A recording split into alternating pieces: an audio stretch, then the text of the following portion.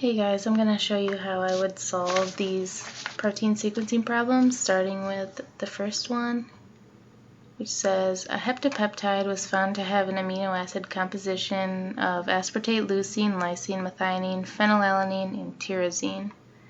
And clue A says trypsin has no effect on the heptapeptide, so from there we know that there are 7 amino acids that make up this peptide.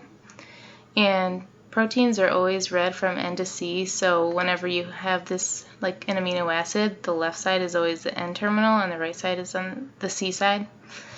So trypsin has no effect, and trypsin cuts at lysine and arginine, and we know that we have a lysine in our protein, and since it cuts on the C side, there's only one spot where it would have no effect, which is on the end here, because if you cleave on the C terminal, you're not going to cleave anything because this is the end of the protein.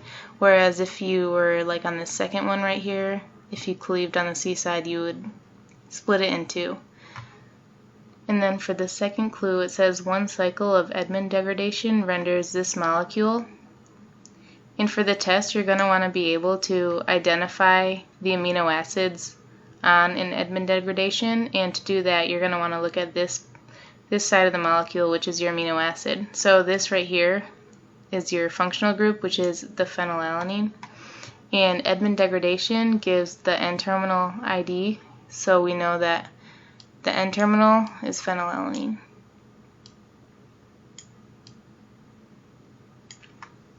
And then C says chymotrypsin treatment yields a dipeptide and a tetrapeptide as well as a free amino acid. So if we look to see what chymotrypsin does, it cuts at phenylalanine, tyrosine, and tryptophan on the C terminal side. We already know that we have a phenylalanine here, so this is going to be the first cut. That's going to make our monopeptide. And it also makes a dipeptide and a tetrapeptide. And we also know that our protein has tyrosine in it. So to make the dipeptide and a tetrapeptide, there can either be a tyrosine here, which would make this be the dipeptide and this be the tetrapeptide, or it could also be here, which would make this be the dipeptide and this would be the tetrapeptide. And then clue D says that the tetrapeptide is known to contain leucine, lysine, and methionine. Now we know that the lysine is on the end, so that means this must be the tetrapeptide. So tyrosine must go here.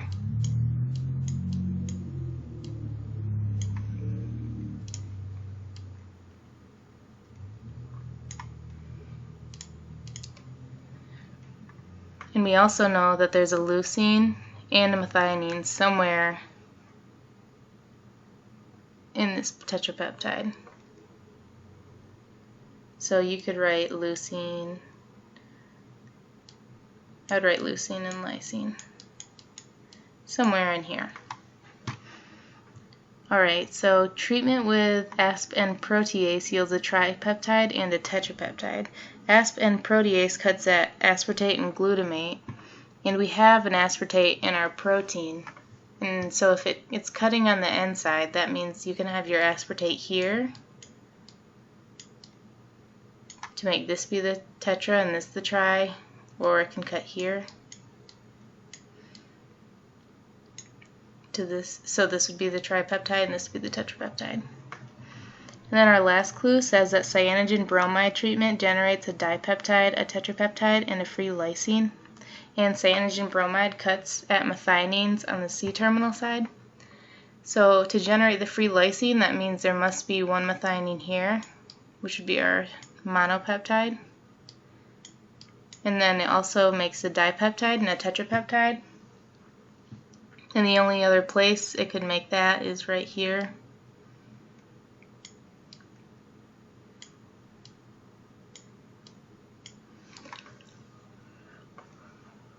Alright, so what we have left is 2 possible locations for our aspartate, and also one of these needs to be a leucine.